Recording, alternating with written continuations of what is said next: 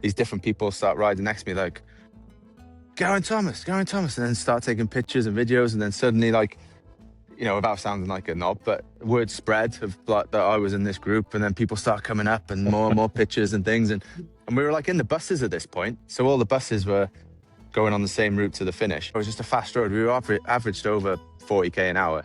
So then we start passing some buses, and then the buses speed up. I've got 30 guys behind me. Yeah. I feel quite responsible for them, and they're kind of cutting in front of the other bus.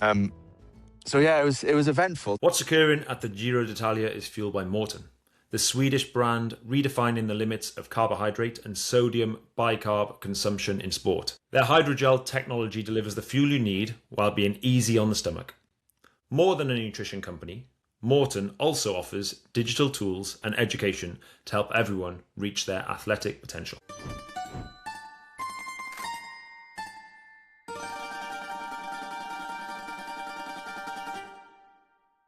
What's occurring? This is what's occurring at the 2026 Giro D'Italia, fueled by Maurten. How's it going, mate? Not bad. We're just in the hotel up there, but the room is typical south of Italy.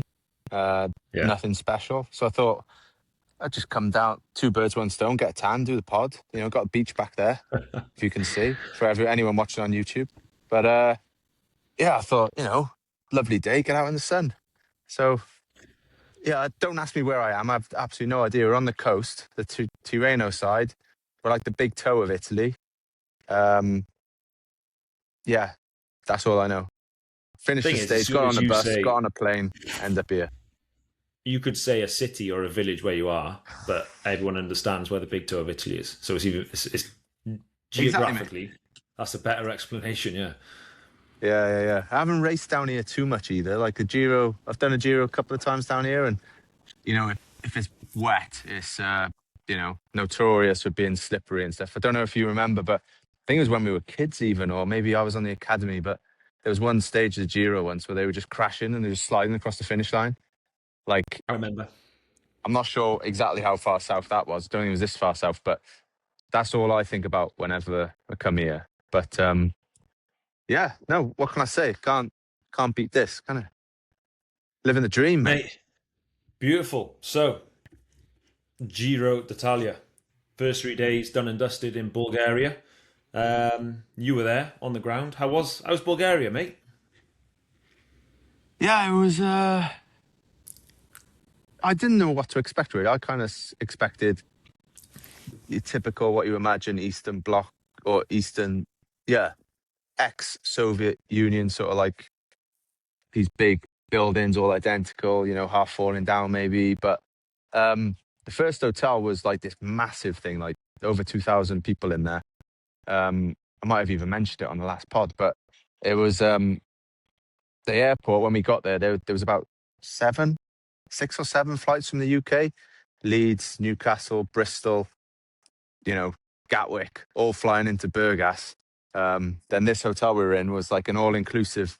It was weird being at a bike race, but in a hotel like this. You can see why people, it was, I don't know how expensive the flights were, but if the flights are cheap and in this place, it was nice weather, and you can see why people would do it. But it was just so weird being at a bike race. It must have been about 7-8 teams there.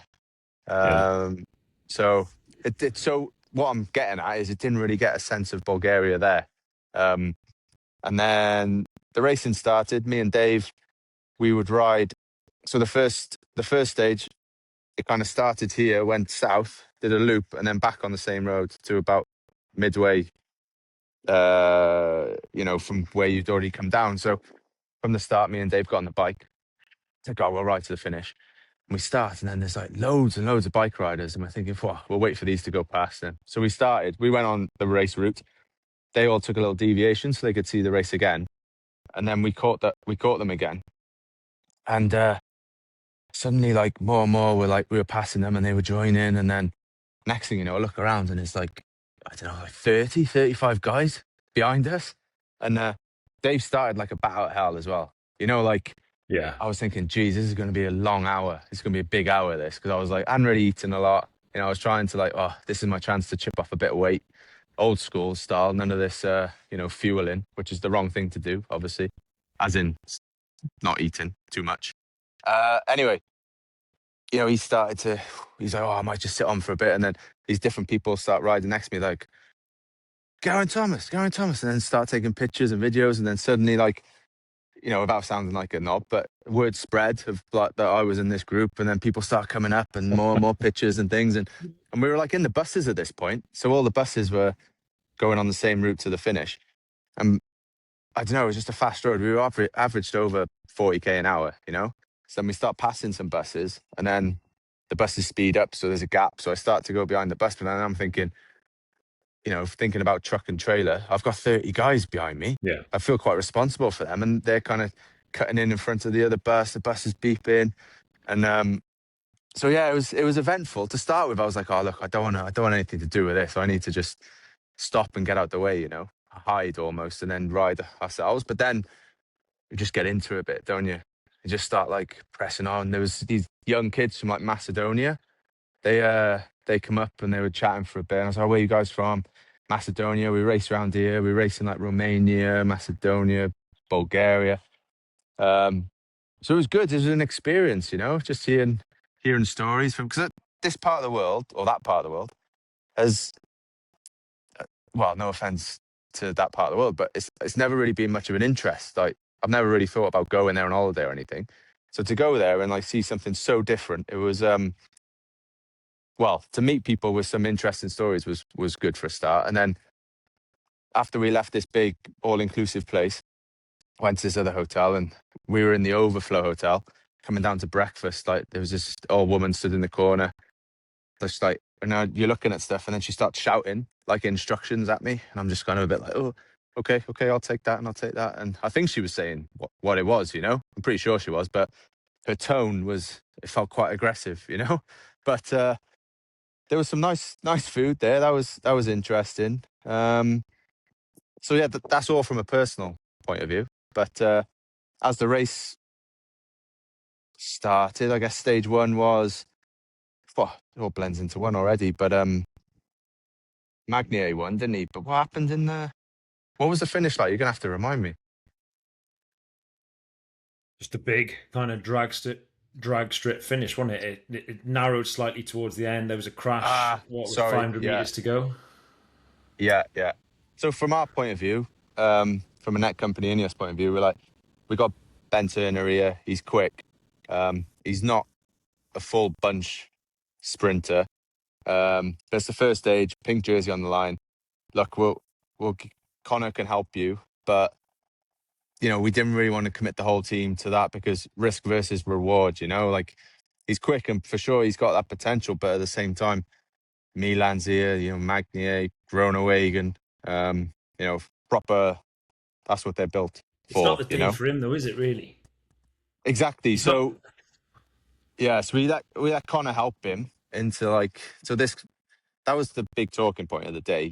Big wide roads, like 3 lanes to 2 lanes, and even bigger sometimes the whole day. And then the last K goes down to one car wide.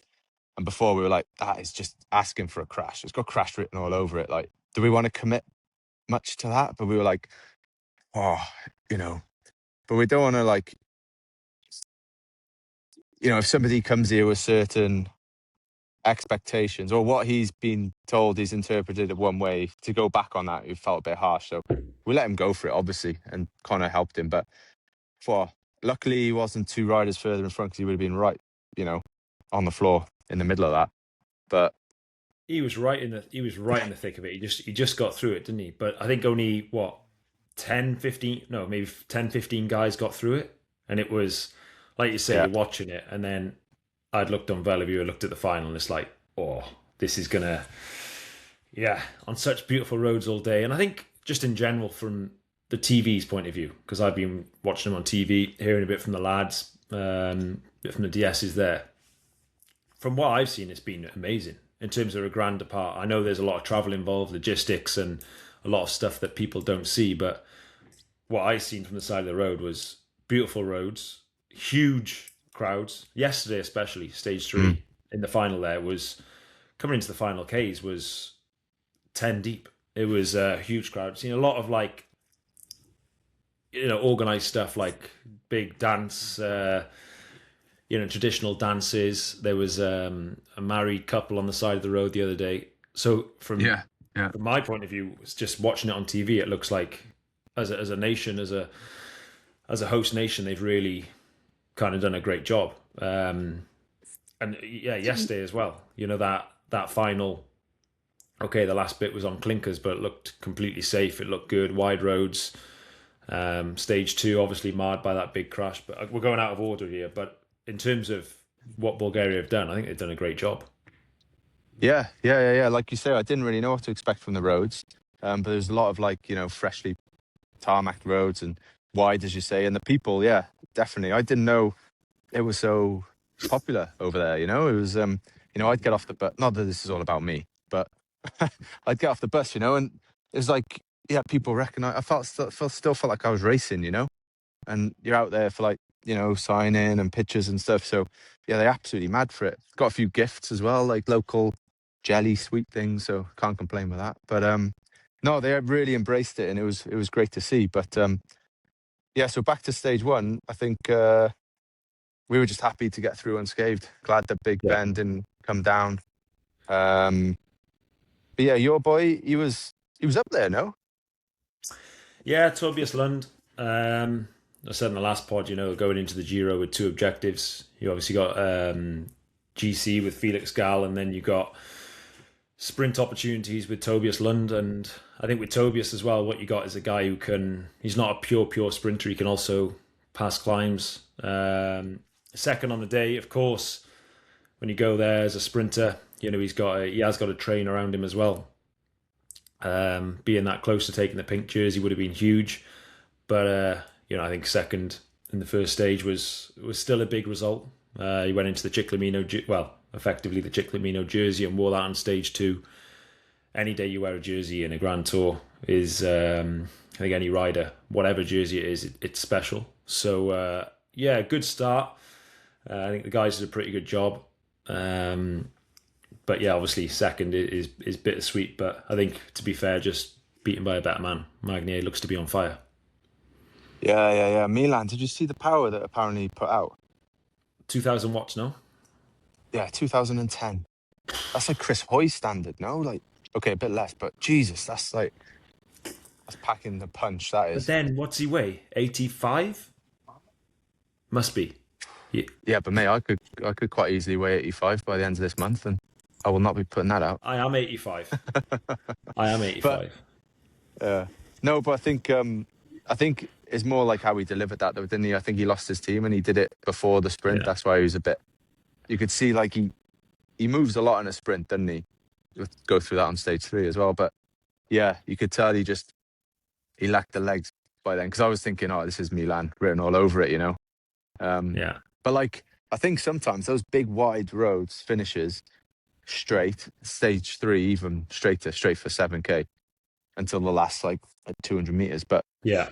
they're almost more dangerous and harder for the sprinters than if it's a bit narrower and twisty, because at least you got things to string it out, and rather than just like, yeah, every man and his dog being able to get to the front, at least till 2K to go or something. It's hard to move after Mate, that. But I agree 100%. It's a common misconception. These big boulevard finishes, super safe, bollocks. If you have a few corners in the final 5, 10K, or even the final 3K, then you're fighting for that corner. And after that corner, it strings out and it eliminates how many people can get back to the front. So you're fighting for one key moment. And after that, puts it in one line. People get spread out a bit. On these big roads, everyone can move to the front, and it's purely timing. and it's Like just these left and big right, isn't it? sprints Like, in big washing yeah, machine. so go on. Yeah, No, like like yeah, if you're yeah. like if you're sat behind as a GC guy, there's nothing worse. You just, because you can't really see, you get the perception of the depth. You know what I mean? You just see guys moving. You're like, oh man, like, boys, just please don't crash in front of me. You know what I mean? It's just like, oh, it's horrible. And I think you're going to say then it's like UAE, in it. It's just like, yeah, not the nicest. But I think this is a good time to kind of discuss. I think something we've all noticed with the way Visma and Jonas Vingegaard have been riding. I first noticed this on stage 2 of Paris-Nice. I think it was stage 2. Coming into a bunch sprint, no wind, relatively straightforward finish, and put the whole team at the back of the peloton with Jonas Vingegaard. Now, they did the same on stage 1, and they did the same on stage 3 of the Giro. Now, if we rewind, let's paint the bigger picture here.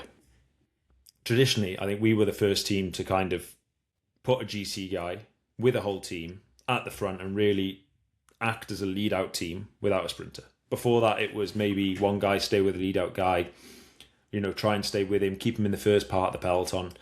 And then, Team Sky, we kind of fucked it up, really. We started doing full-on lead-outs for our GC guys, let's be honest. And then every team copied, and it seems like maybe they're the smart ones, and it's interesting to see where this is going to go in years to come, which teams will follow, how it will develop. But they've gone, right, we're just going to go at the back. We're going to sit at the back.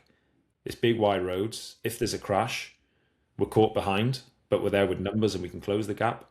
So they've actually turned the whole kind of the way of racing. And it's quite a big talking point because it is quite revolutionary. And I think the sprinters teams will be loving it. One more team out of the way.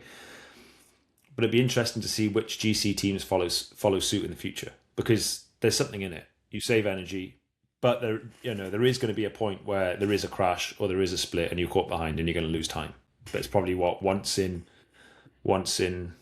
God knows how long. It's interesting. Yeah, no, I agree. I think it's horses for courses, though, isn't it? Like, I think stage 1 and 3 were such big, wide roads that, like, same in UAE, I guess, you can sit back there and the chances of a crash happening and blocking a 3-lane road are very slim. So you can, if you're right at the back, you got time to react and move around and potentially not even be out of contact with the peloton. Wasn't, mate. But Paris-Nice wasn't. It was quite a technical final. Yeah, okay, yeah. Paris-Nice is a bit different, but I think when it comes to that, like here, I think that's like great. I think, yeah, with Paris-Nice, it's a bit more risky, I guess. But I think it comes with, it also comes with confidence, because I think Jonas and Visma are confident that if they lose 15 seconds in a split,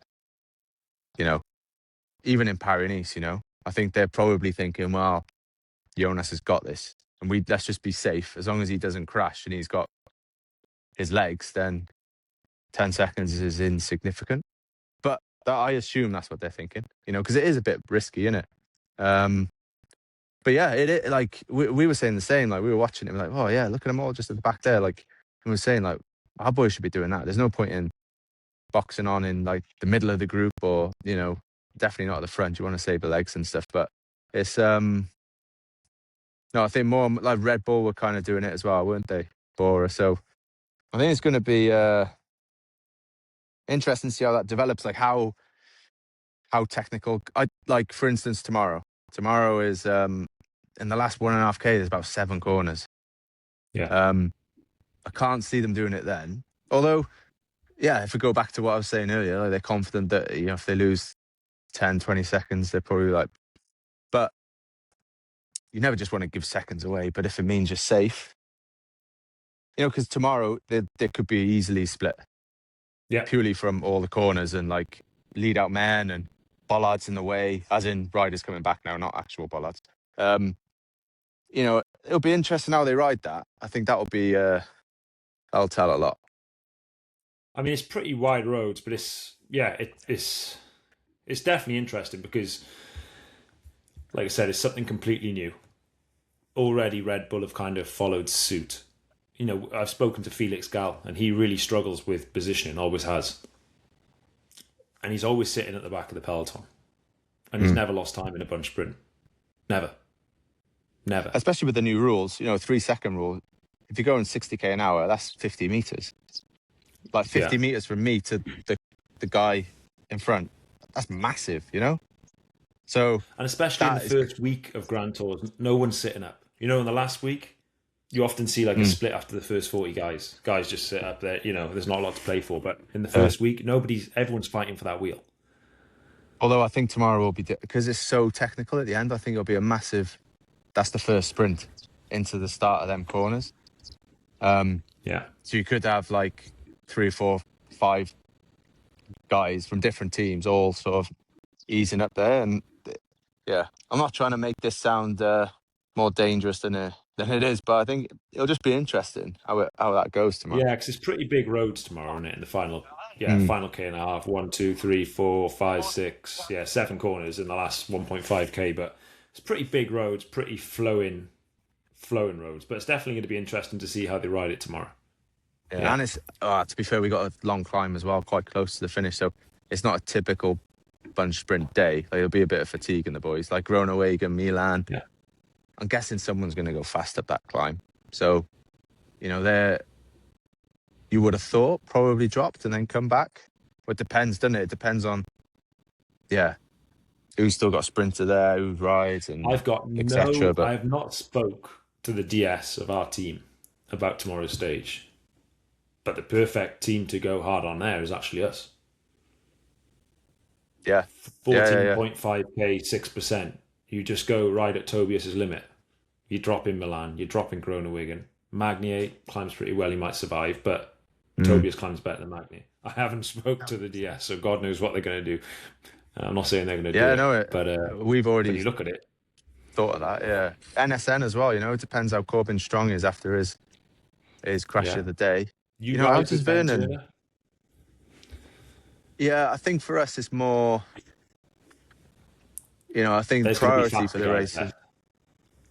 Yeah, and when you think priority of the race is GC, we got 2 guys that are looking pretty good. Let's support them the best we can. Yeah. But it's all being ready to react and adapt, isn't it? Like, you can say ideally this is how we want to race today, but for sure you can change it on the road. So, and we got engines to do it. So it'll be interesting how it goes for sure.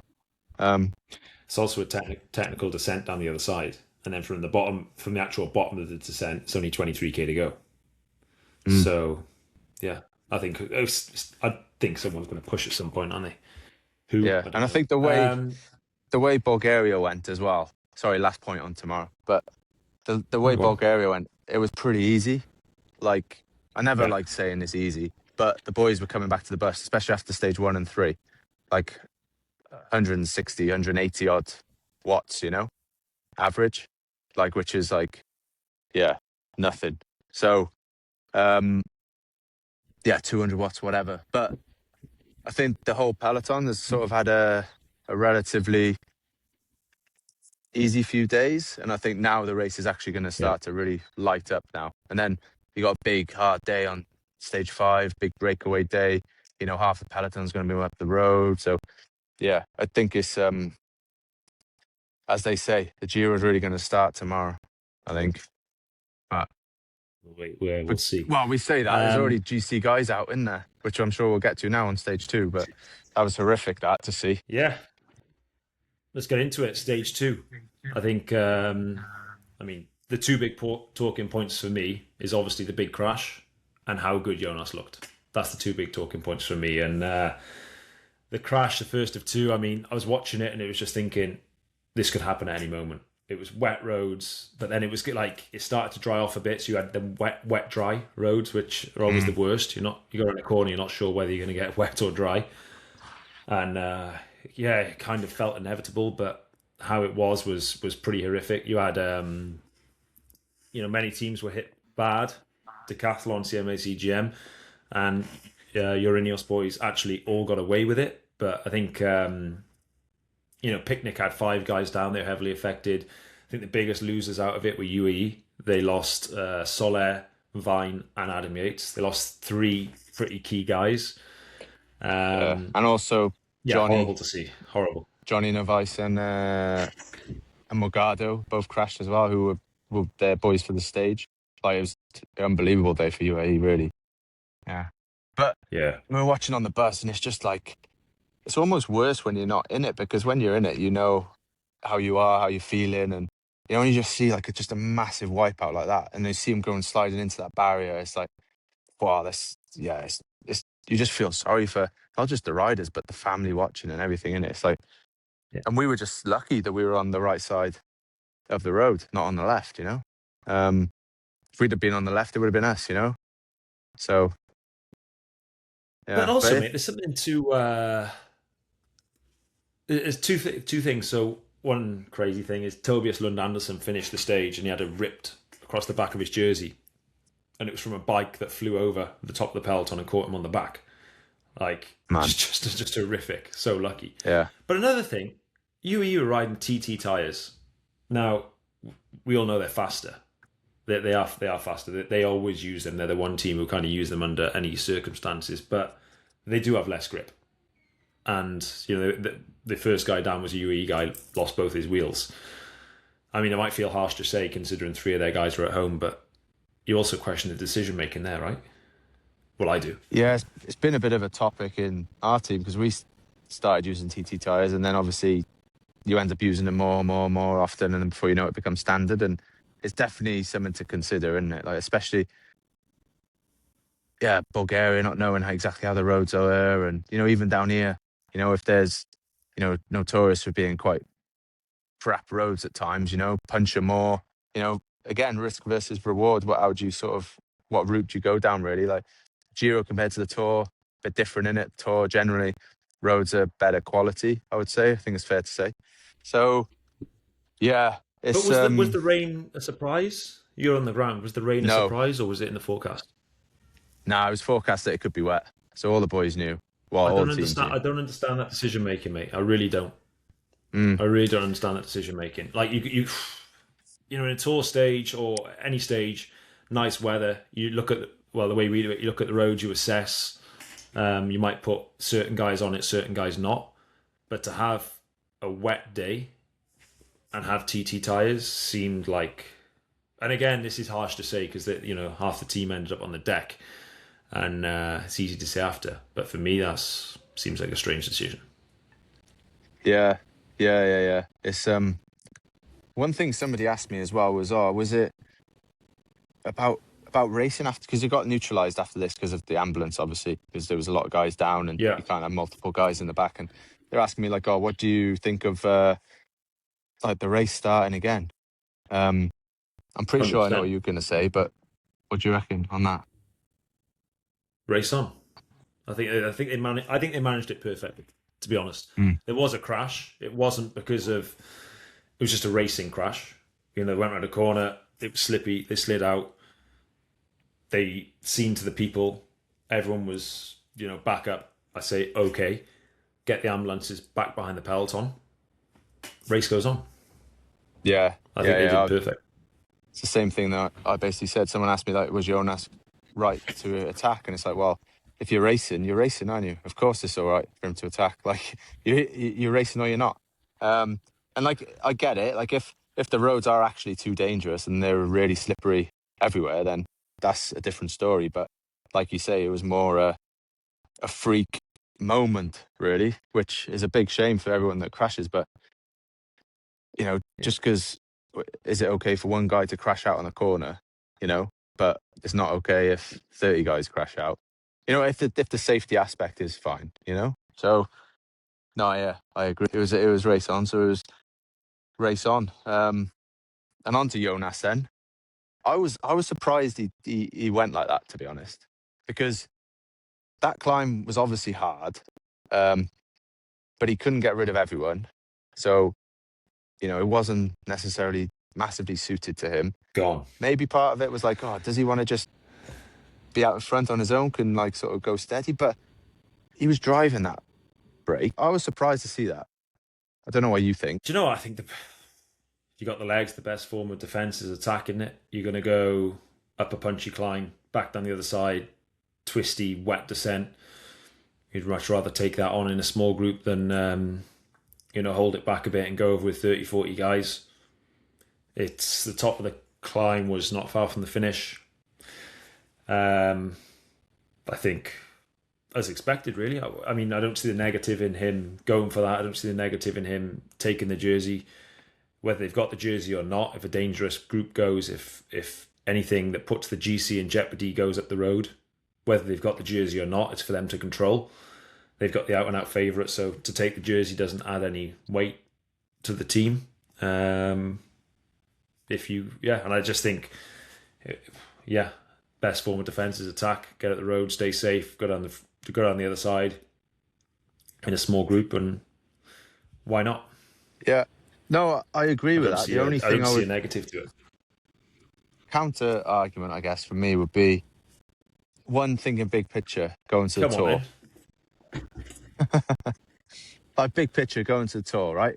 You do the Giro and the tour, everyone knows that's hard, you Yeah. know? So part of me is like, well, this is stage 2. It's not necessarily that suited to you because 2 guys were still able to follow you. It wasn't super hard. Wait, it was hard, don't get me wrong. But you're in the group is about 15 anyway. 15 going down is, plenty small enough. It's not going to be too sketchy. Hold a good position, you'll be fine. He went over the top and he drove it. He was driving that brake. Like, it wasn't like he was taking it steady necessarily. I think big picture with the tour, like the Giro, as we all know, is won in the last week.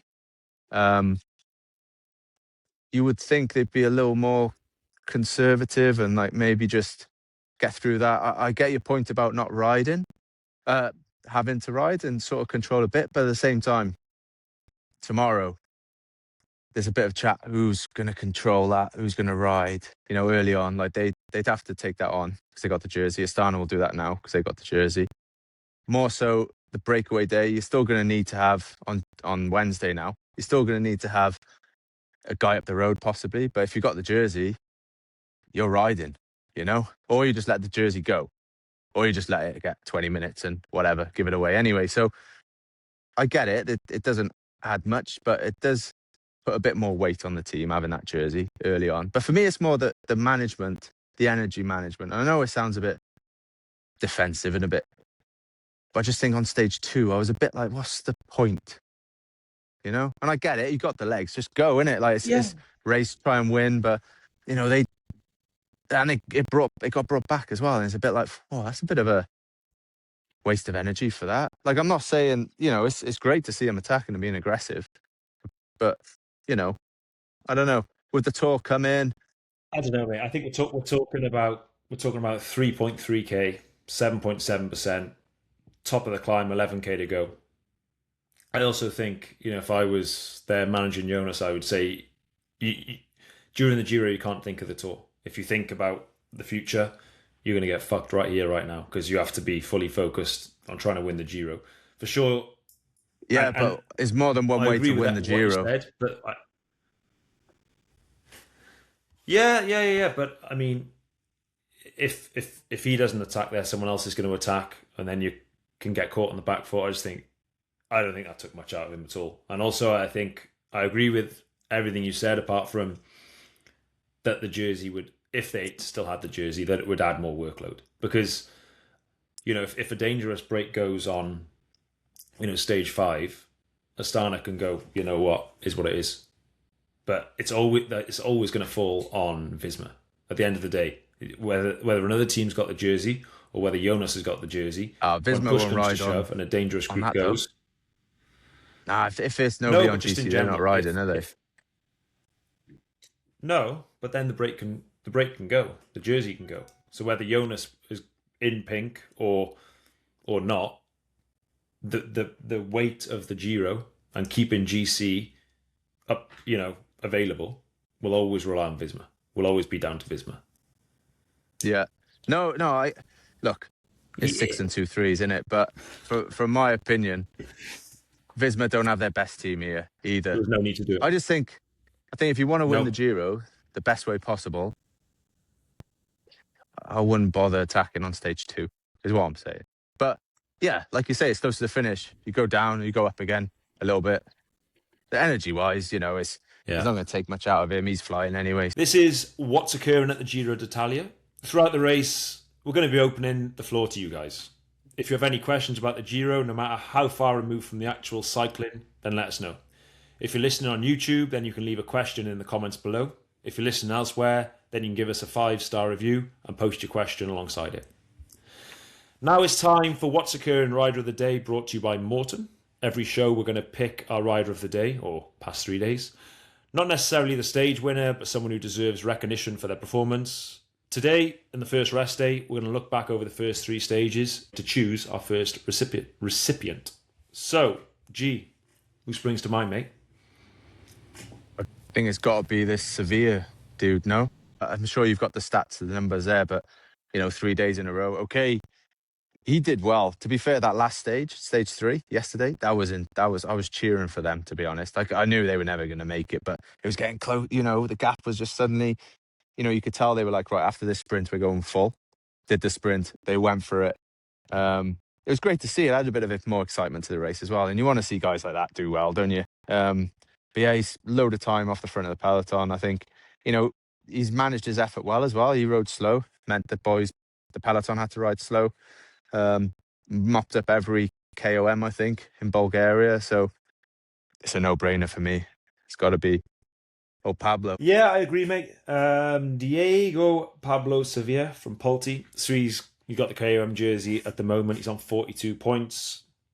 From the 543 kilometres the race is currently covered, he has spent 491 in the breakaway. 52 kilometres in the peloton.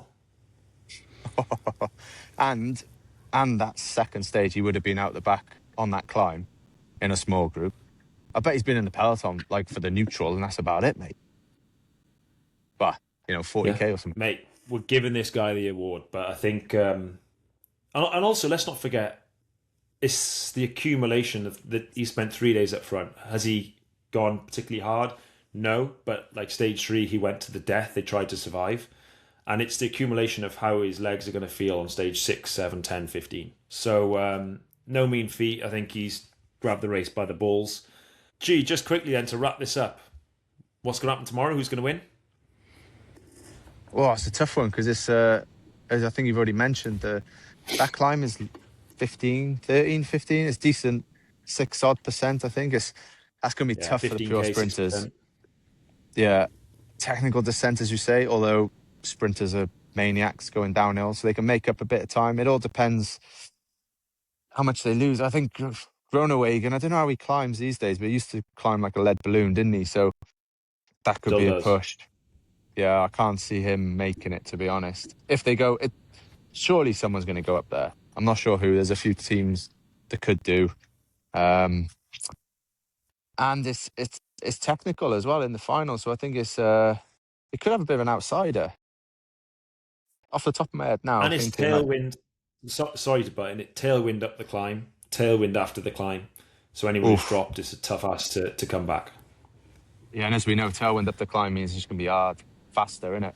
At least if it's headwind, it slows the guys down a bit. So yeah.